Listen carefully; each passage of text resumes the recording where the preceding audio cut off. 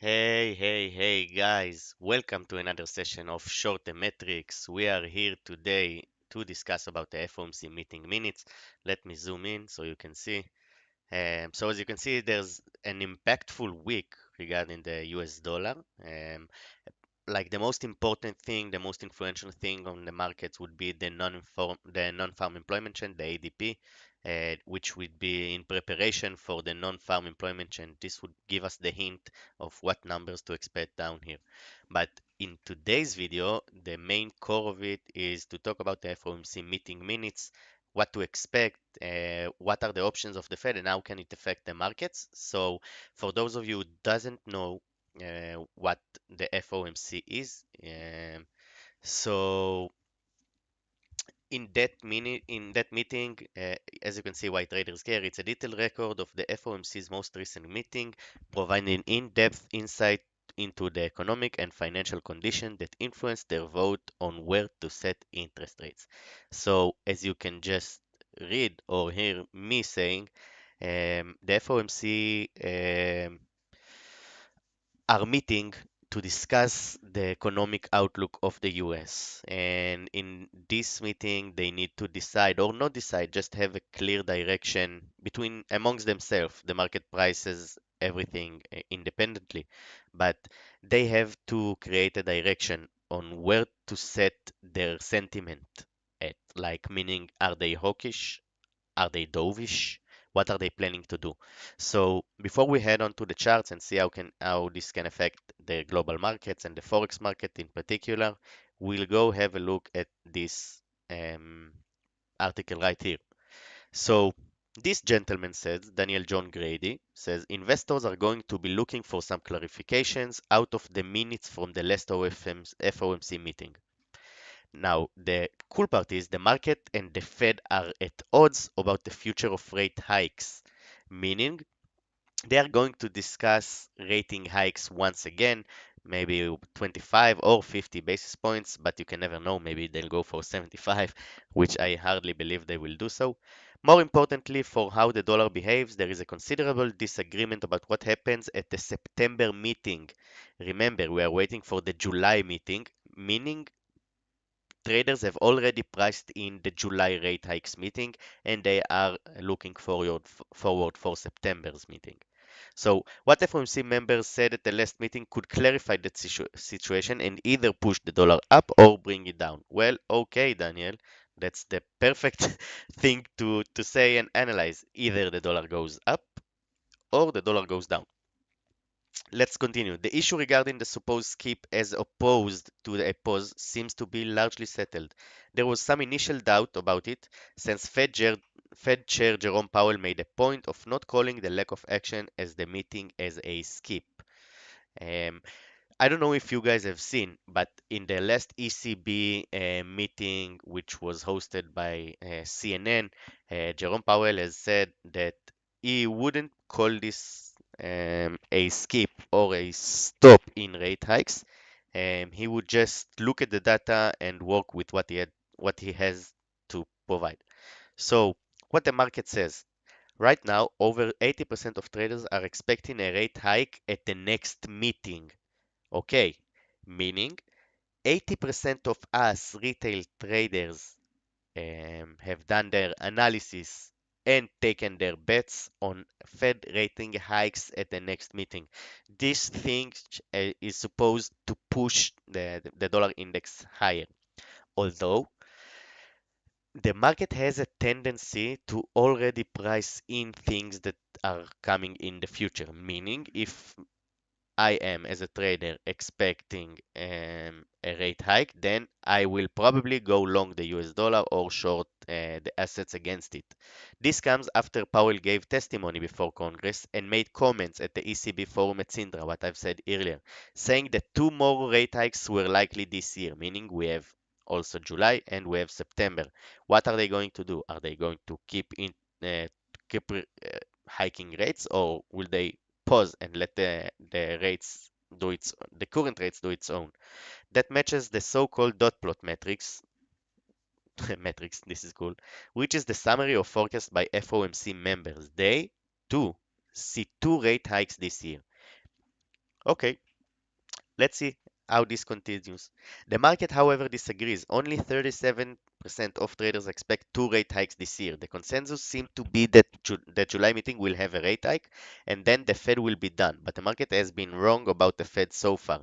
Meaning, a lot of traders, I mean, 37 percent of the traders think that the Fed will hike twice more this year, in July and in September, meaning the rest of the traders are expecting one more rate hike or a pause in rate hikes, which suggests that the inflation is under control and we might be heading for a soft landing instead of a deep recession. So previously, the market expected the Fed to quit at or before 5%, and you all know we are at 5.25 right now, and the rates are now higher than that. The question is whether the FOMC minutes provide enough force to convince enough traders to switch to believing there will be a second rate hike. So the Fed's purpose in here is to make people bullish, so-called, yes, on the dollar, and to shift their investments and their funds into the US dollar for the Fed to be able to control inflation and pretty much control our lives. So, this gentleman says here the timing is crucial. The main reason for the disconnect is the differing outlook for the economy. The Fed expects a soft landing. He explains here that this is a mild recession that will allow them to keep rates high to bring down inflation. The market, however, forestalls a hard landing, that this is a financial crisis that will force the Fed to cut rates. Imagine that if we go into a hard landing, meaning a financial crisis, as Daniel said here, not only the Fed will be, how to say it, obligated to stop hiking rates, they will have to actually cut interest rates just to get out of this financial crisis because people dump equities, dump everything, and go into the US dollar, and the markets have will fall. The thing is, it's been over a year now that the markets have been forecasting a recession, and the time is running out. There are only four more rate decisions for the rest of the year, since the market is widely agreeing that there will be a rate hike in July and hold in September. That leaves only the December meeting for there to be a financial crunch severe enough to shake up the Fed.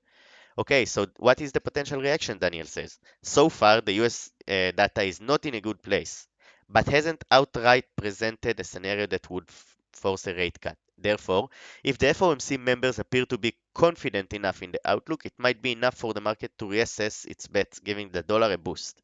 On the other hand, if FOMC members showed that they were concerned about economic indicators and might be open to reassessing the situation, that could grow the majority expecting only one rate hike and weaken the dollar. So, what this gentleman says here is that really the Fed has to take it by their own pace. As Jerome Powell always says, I don't do anything out of my head. I do it according to the data I can see in front of my eyes. Of course, he might be lying to us. As you know, the Fed isn't the very friendly place for us retailers to be relying on.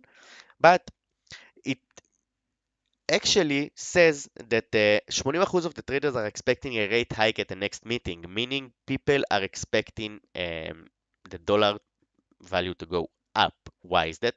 Because every time the Fed rate hikes rates, this means people will shift their investments for shorter term gains and assurances which you can get by buying bonds, etc. So after we got this, we can see that only 37 traders expect two rate hikes this year, meaning people are kind of positive regarding the end of this year and how this could end in regards to inflation. And the most important thing that if the Fed will see a possibility that financial crises might be coming, they will cut rates. So this is also on the table, but um, I wouldn't rely on it. So let's just say like this. Heading to the DXY, the dollar index. For those of you who doesn't know, this chart represents the value of the dollar comparing to other currencies such as the euro, such as the pound, such as the CHF, Swiss franc, such as the yen. Um, so once we have a read for this one, we can try to at least have a direction to where the market can be going. As you can see, I've highlighted two zones, 101.89 and 101.83. There's a gap right here, if you can see. The gap right here needs to be filled at some point. As you can see, they've came back to it but didn't go through, meaning they have found their interest in this zone. And as you can see, once they didn't take that gap and wanted to leave it for later, they have shifted out. Let's do it like this. They have shifted out only to come back to consolidation. So now the question remains. Of course, we have news and this will move the market, but in regards to how the price can move, of course, we can see a consolidation, but in order for us to confirm that they go into either direction, we have both of these ranges. So I will do it like this. Once we get a break either from each direction, we can expect a follow-up into the zone, okay? Meaning if we break this zone, like, you can expect a retrace, maybe a little bit of a consolidation before we rip back higher to fill that gap, which is open for quite a while now, from 7th of June. That's a lot of time. Um, on the other hand, they can either go down just to consolidate again and then rip it back up, back down to the gap and then maybe shift out. But this we won't know until we have the news. So if you guys are trading, please trade cautiously and preserve your capital, and just remember that the market is always here. There will always be an opportunity for you to take, and here at short metrics we won't teach you how to become the perfect retail traders. We want you to be patient. We want you to become a master at the art called trading. So that's it for now. Hoping this would help. Have a great day, a great session, and trade carefully. Peace, gang.